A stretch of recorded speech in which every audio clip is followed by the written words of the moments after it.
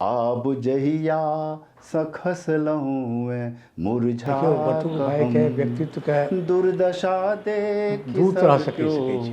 एक तो बहुत सरल छला ओ, हुनकर पारिवारिक जे बैकग्राउंड छलनि हैं से बहुत उच्च छलनि हैं, ताहि दुआरे ओ संस्कार सबटा हिनका में छलनि। तो केकरो अहाँके से अवाच्य कथा नहीं कहि सकै छलाह।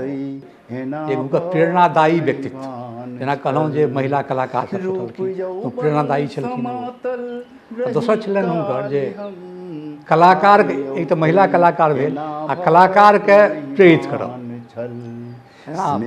भारतीय कार्यक्रम होइ छलै कि चौपाल होइ छलैए, एहिमे नव नव कलाकार सबके टेबै छलखिन। एलखिन जे अहाँ एकटा कविते पढ़ू ने, एकटा गीते गाबि लिअ ने अहाँ, तो आयल तऽ ओ जे बुझलखिन एकरामे ई क्षमता छै तऽ ओकरा ओ फेर आगू बढ़बै छै। जहिया फुलायल रही बाग में।